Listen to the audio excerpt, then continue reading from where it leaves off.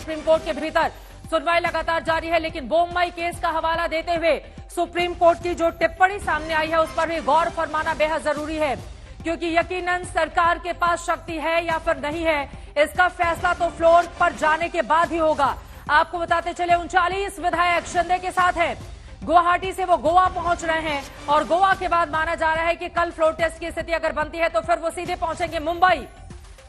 Supreme court इस पूरे मामले में क्या फैसला देता है, आपको बताते चले 5 बजे से ही सुनवाई लगातार जारी है। अभिषेक मनु सिंघवी की ओर से अपना पक्ष रखा जा रहा है, सरकार के पक्ष में तमाम दलीलें देते हुए सारा का सारा फोकस इस बात पर है कि 16 विधायकों को अयोग्य ठहराने की जो बात है, पहले फैसला उस पर आए, उसके बाद फ्लोर टेस्ट हो, क्योंकि हमारे तो कई ऐसे विधायक हैं जो है ही नहीं महाराष्ट्र में, मुंबई में, इस वजह से इसको टाला जाए। लेकिन अभी तक की जो परिस्थिति बन रही है या पुराने अगर तमाम इसी तरह के मामलों का हवाला दिया जाए तो ऐसा लग रहा है कि संभावनाएं इस बात की ज्यादा हैं कि कोर्ट की ओर से फ्लोर टेस्ट की बात को कंटिन्यू यानी कि उस पर रोक लगाने से मना किया जा सकता है। हालांकि कुछ ही देर में सुप्रीम कोर्ट जो भी फैसला देता है वो सामने आ जाएगा देश के, लेकिन ये बात साफ है कि अगर फ्लोर टेस्ट हुआ तो उसके पहले इस्तीफा दे देंगे उद्धव ठाकरे, जो आज कैबिनेट की बैठक में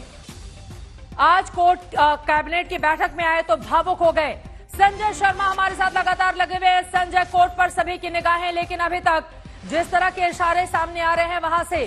क्योंकि 16 विधायकों की अयोग्यता वाला इस तरह का फैसला, ऐसा ही 22 विधायकों को लेकर भी हम सब ने देखा था किस तरह से मध्य प्रदेश के मामले में भी सुप्रीम कोर्ट पहुंचा था, लेकिन अयोग्यता के मामले में परीक्षण बहुमत का नहीं कराया जाए, इसको कोर्ट ने खारिज कर दिया था 2020 में। वही परिस्थिति महाराष्ट्र के मामले में भी बनी हुई है। शायद क्या यही कारण है कि कैबिनेट की बैठक में उद्धव भावुक हो गए और उनकी ओर से एक इशारा दिया गया है कि अगर फ्लोर टेस्ट कल होता है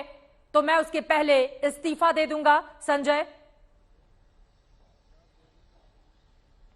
जिस इस्तीफे की बात आप कर रही हैं उस इस्तीफे को लेकर तो मुझे लगता है कि परिस्थितियां तब से ही बनने लगी थी जब उन्होंने वर्षा से अपना बोरिया बिस्तर समेटा था, उसी समय लग गया था कि क्या होगा। आज की दलीलों में भी यही सारी चीजें हैं। इन बागी विधायकों की तरफ से नीरज किशन कौल ने साफ कहा कि जिस समय हमने उपाध्यक्ष को नोटिस दिया था, डिप्टी स्पीकर को नोटिस दिया था कि हमारा आप में विश्वास नहीं है, इसलिए पहले इसका फैसला हो, सदन ये तय करे कि आप इस पद पर रहेंगे या नहीं, तो ऐसे में उपाध्यक्ष ने हमें अयोग्यता का नोटिस भेजना शुरू कर दिया है। और जब फिर नीरज किशन कौल ने कहा कि सरकार को जब लगा कि वो अल्पमत में आ गई है तो उन्होंने डिप्टी स्पीकर का इस्तेमाल एक औजार और हथियार के तौर पर किया और हमें अयोग्यता के नोटिस भेजने शुरू किए हैं। तो इस आधार पर फ्लोर टेस्ट को रोका नहीं जा सकता। सुप्रीम कोर्ट के पुराने फैसलों की, आदेशों की नजीर देते हुए नीरज किशन कौल ने साफ कहा कि राज्यपाल को मंत्रिमंडल और मुख्यमंत्री की सलाह और सहायता से काम करना होता है, लेकिन राज्यपाल के अपने अधिकार भी होते हैं। कोर्ट इस मामले को जरूर देखे कि राज्यपाल ने किस परिस्थिति में अपने अधिकार और अपने विवेक का इस्तेमाल किया है, और उसके लिए सबसे बढ़िया तरीका यही है जो राज्यपाल ने इस्तेमाल किया है कि फ्लोर टेस्ट कराया जाए, जिससे कि दूध का दूध और पानी का पानी साफ हो जाए कि कितने विधायक किसके पक्ष में हैं और कौन विपक्ष में है। इस तरह के पुराने मामलों में फैसला भी आ चुका है। अगर अयोग्यता का फैसला स्पीकर या डिप्टी स्पीकर के पास है और फ्लोर टेस्ट नहीं कराने के बाद एक पक्ष की ओर से कही जाती है, तो सुप्रीम कोर्ट ने मध्य प्रदेश वाले मामले में ही इसको खारिज कर दिया था और फिर हम सब ने देखा था फ्लोर टेस्ट के बाद किस तरह की स्थिति बनी हुई थी। उसी तरह की स्थिति बनती हुई महाराष्ट्र में भी नजर आ रही है। हालांकि यहां पर विधायकों ने इस्तीफा नहीं दिया है, लेकिन इसके साथ ही साथ आपसे जानना चाहेंगे संजय, चूंकि सुनवाई जारी है, ऐसे में वो कौन कौन से मुद्दे हो सकते हैं जो उद्धव ठाकरे को यहां पर फेवर कर सकते हैं, जिसकी उम्मीद के तहत लोगों ने सुप्रीम कोर्ट का दरवाजा खटखटाया?